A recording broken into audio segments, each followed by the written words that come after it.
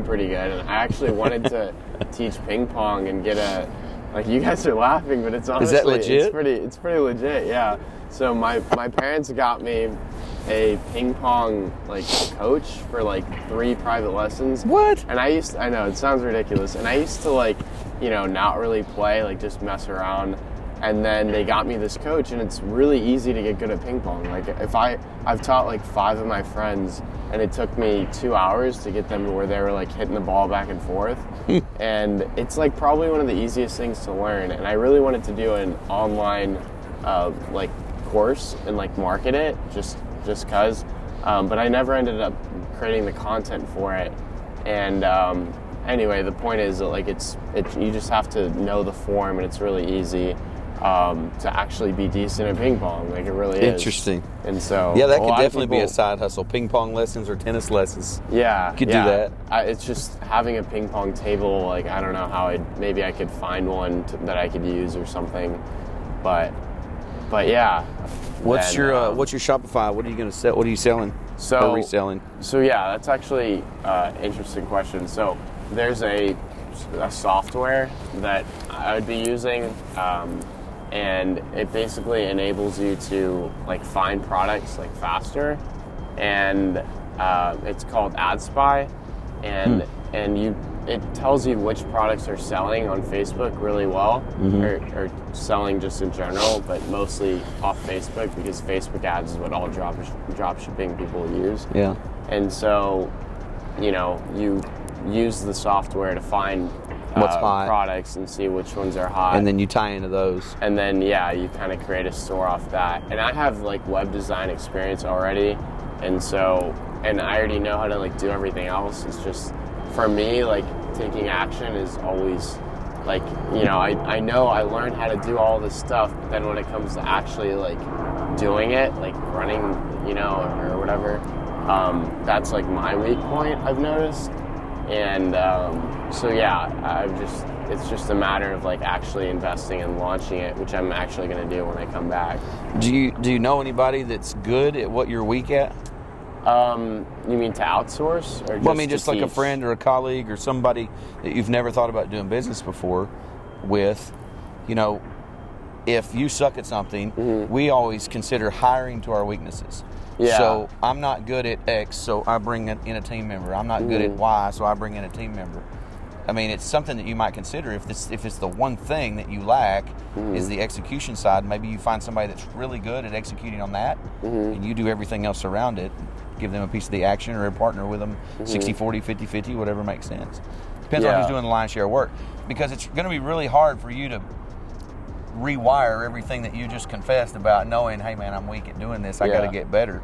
Sometimes it's just get better by bringing somebody else in, and then later, as you start to execute and get better and that muscle gets stronger, you can push that person to the side or start a new deal over here, and they can still have a piece of that, but you don't waste time and waste effort because today you're not good at something, or recognize that you're not. So it's just a thought. I think, I got you. And I've heard that, and it's just, for me, it's like hard to figure, like, that's why I came to Austin, to try to find people who could help me with e-commerce, and then maybe, they can help launch it with me, and we'll profit share depending on what they teach me. Yeah.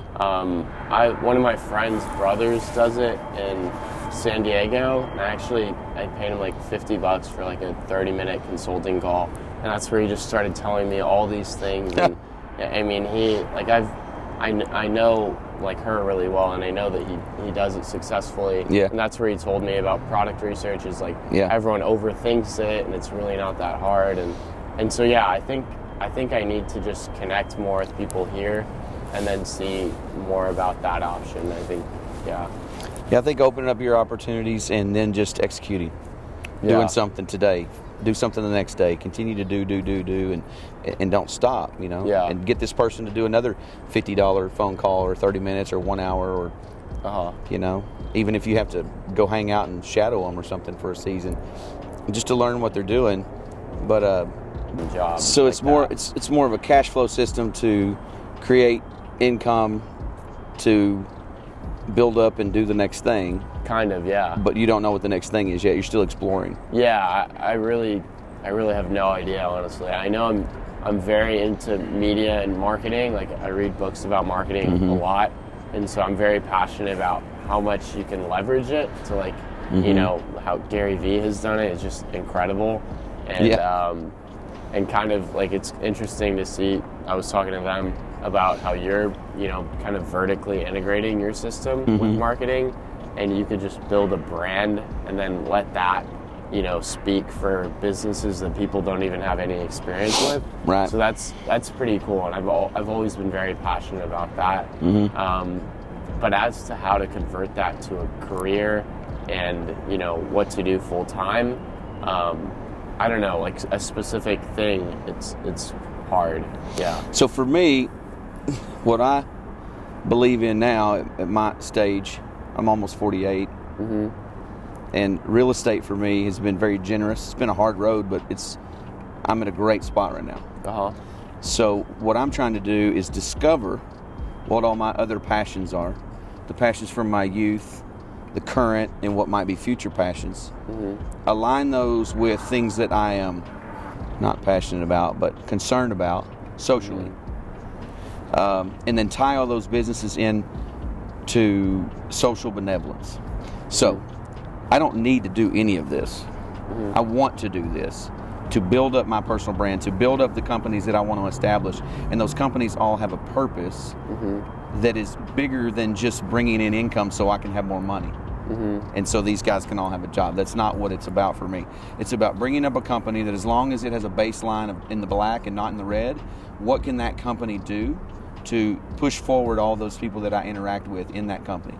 For instance, if we had a successful real estate company, which I think we do and is growing, perhaps because we deal with homes and businesses and retail and commercial and residential and development, perhaps there's some bent there that we can take socially and do good for some homeless causes based on homes that are sold inside that entity.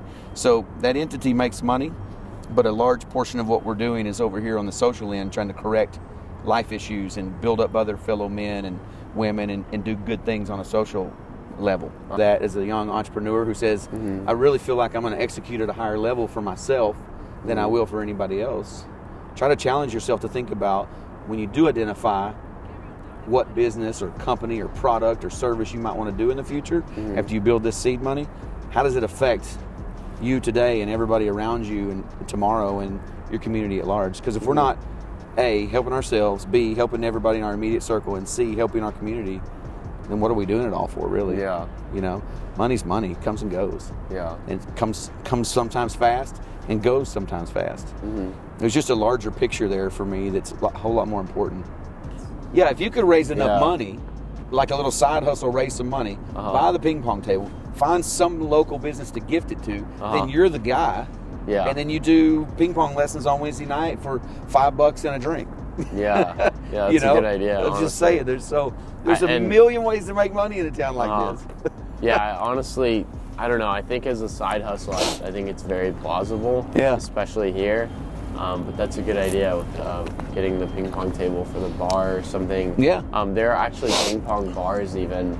I think there's one called Spin or something. Who knew that? But yeah, we're literally just go and play ping pong, get drunk, and pretty. We used to play beer pong, right? Was this called beer pong? So yeah, we're talking about real ping pong. Yeah, right? real ping pong. Come back, you'll be like the ping pong king of Austin, Texas. God, see, that's the other thing. That's the other thing. I'm sure there's so many people that are so much better, because like some people are just freaks. It's not about who's the best, though. Yeah, it's true. Who makes it the most fun? Who could market it well? And market it well. Let's have some fun. I'm your guy.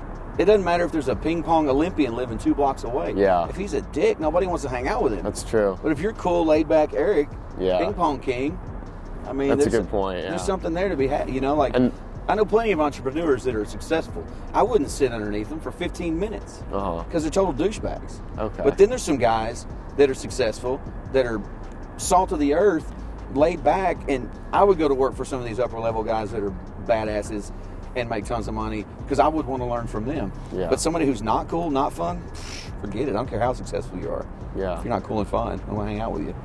So that could be your thing. You know? I got you. And you know what the ROI same. that is also? It's not the $10 that they pay you to come get the free lesson or the $10 lesson. It's the networking capabilities that lady may have outside of her ping pong side gig where she likes to go play. Yeah. She might be the spouse of someone, or she might be someone who has connections, you know? And so never discount the ROI of just doing good to people, hanging out with people, and, you know, creating those networks and expanding. It doesn't matter the age or the gender or the nationality or anything. Income levels, it doesn't matter. If you're doing good, I posted something about that today, didn't I? If you're doing good stuff, I don't remember, and you're not doing good and not having expectations of anything in return, you have no reason to feel let down. I posted that today. Yeah, because it's just about doing good. Yeah, it's a good quote. And about doing what's right and expanding your network. So what else, man? What can I do for you? How can we help you? I mean, what can we do to expand your mind, expand your network as far as what I'm putting out there? I mean, I like talking to people who I know are, you know, very knowledgeable. Obviously, you're successful with all your companies, businesses, and I actually found you on an Instagram ad, which I thought was really cool because I was getting into Instagram ads and Facebook ads, and I know that they're still really underpriced, and so I like what you put out there, the content and whatnot. So I was really excited at the opportunity to be able to meet and talk with you. I like when I can talk to people and get my brain kind of racing, and I really just kind of wanted to listen more because I know if I talk the whole time, I'm not going to learn as much, you know, from someone like you. I know if I was in a room with somebody like Gary Vee, and I know he loves to talk, like, you know, I would just let him talk his ass off. And talk. Well, this exchange, the only way that myself or anyone like him or anybody else out there can speak in specificity to you is to do this. We can speak in generalities all day long on these platforms. Yeah. And that's cool and it's fun, but I'd much rather do this. I like to talk, I mean, there's no doubt about it. Yeah. But I'd much rather do this than, you know, this is important too because this is what captures the eye and the attention. And then perhaps if time permits and the stars align, we get to sit down for 5, 10, 15, 30 minutes, right? Yeah. So this is great for me because my mind just got to race about a ping pong gig for you. Yeah. I didn't have to do that. Yeah. It wasn't on my agenda. But it's awesome because, you know, just being able to riff like that gets that creative stuff flowing. You need to find a group of people that can do that all the time. Yeah. And so how, I mean, it's like I have friends and they're, you know, they're great and all, but, you know, like I've even talked to them. Like I talked about like trying to get like a book club going with my friends, like because I'm always trying to read. Like right now I'm reading, I don't know, have you read this book, The Slight Edge? It's basically about like what I was telling you is my problem, like not doing something. Gotcha. And so the whole point of The Slight Edge is doing little things every day, and over time, like it'll compound to be a big achievement. I agree with that. And it goes into like, it's a really good book, and it speaks volumes to like my life, and yeah, so they just don't really see the point in doing things like that and like reading, and I've built like a decent amount of knowledge about marketing, but it could be so much more if I was actually doing more and like, you know, kind of, so I guess I'm rambling, but what I was trying to say is that it's hard for me to find, I can't just change my friends, like they weren't really down to do stuff like that, and it's hard to find a community of people who want to do stuff like that. Like I've looked at Bumble Biz and stuff, but a lot of people on there are kind of looking out for themselves and like, how can I use you or whatever. So you've got to, I mean, you're up here on the north side of town. Is there a lot of buzz in the like a few blocks from your house? Is there a place to hang out, or do you really have to come to the city to hang out and to meet people like that? There's bars like all over and stuff, but it's and like places, I guess. And I guess I play basketball a lot, and I met a guy through that actually. But like as to like expedite, and I know it's, you know, you don't want to make it like fake or anything, but to expedite the process a little bit, like, do you have any tips that you would, you know, yes, be implement? kind and talk to everybody, because you never know when that conversation is going to go this direction. Okay. Right? Like those people on the street that talk to you. Yeah. They didn't have to. Be that person that talks to people on the street. Or see somebody at a bookstore that, because you're a reader, I'm a reader, 30 to 40 books a year, and not listening, reading, highlighting, underlining, that's my thing. Yeah. And I enjoy it. It's kind of an escape for me too. But be that person. be the one that jumps into the conversation, engages other people, and if you're a book person like I am, go to the bookstores, because they do still exist. They're few and far between. But go to the bookstores, or see somebody reading at a coffee shop and say, "I'm so sorry to bug you. I haven't read that book. I was just interested in that." Strike up a conversation. Keep it quick and concise, and move on. If there's not like all of a sudden this spark of exchange of information, be willing to like shut it down, be like, "Thanks anyway," and walk on. So that's one way to do it. I mean, I've got some stuff to post. I've been reviewing it with Haas in the last week or so. I want to say some stuff about how you're with your current crew, and you may have to cut some things away in order to move to the next level of what you're trying to accomplish. Your current 5 or 6 dudes or gals that you hang out with may not be the ones that are going to help you launch to that next spot, and you're going to have to find some new people. A, that's you reaching out and finding new connections. B, sometimes you're the cog in the wheel. You're the reason things aren't happening. Either you're not executing, or you're down on yourself, or you're making the wrong decisions. So you got to self-evaluate. Now, I've got some content coming out on that in the next couple of weeks, because I really feel strongly that a lot of people are searching. They're just searching the wrong way. They're not making changes. They're not cutting away things in order to add new. Because we all only have so many hours in the day. It's That's all a good fixed. point, yeah. So if you spend so many hours with this crew over here, and then this work, and then this little hobby, there's no more hours. Something has to give in order for you to have that extra time allotment to go that other direction, to pursue that other thing. So that's my only advice. Reevaluate your current circle. And sometimes that can be painful and frightening, because you feel like you're going to be left alone. But you might do that simultaneously while you're out there trying to connect with other people, because that's your only alternative. You can't stay right here and expect anything to change. You've got to do some different stuff. Throw shit against the wall and see if it sticks. Not literally. That's a bad idea, right? But you've got to see, what sticks, and try different things. And I think just being that person that speaks to everybody in a non-threatening, calm way. I mean, you're speaking to me today. You have great insight into your own self. You're 23. Don't seem very shy. You're outspoken. You came here today. You didn't bail on me. So, I mean, I think you've got the right tools. Just start to reach out and look for other people that are like-minded. There's 1,000 of them in this town. 10,000, 20,000, 100,000. Any other specifics? No, I think that was really, really helpful. I really appreciate you taking the time. For sure, man. The last thing I have for you, and I'll let you finish. Your account's private.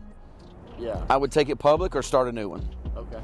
Because you're not going to be able to talk about your ping pong thing and your tennis thing and your book thing if you're not public. Yeah. Right? Nobody has to like if you're not posting stuff on there that's weird and off color, take it public, or start a new one just for this other side thing, and keep that private family friend core if you want. But yeah, anytime I see a private account, I can't scope out what's going on. I mean, and that's not a big deal. I couldn't get to know you before today, because without following, and you agreeing to follow back and that kind of stuff. So that's my, yeah, exactly. So that'd be my only recommendation, because, I mean, if you want to have a private account, cool, but have a public one too, where everybody can get to know Eric. Okay. Well, thank you so much for sure, man. Coming by. My pleasure. Really absolutely. Appreciate it. Absolutely. Oh my gosh, did I sit in a wet chair? Great.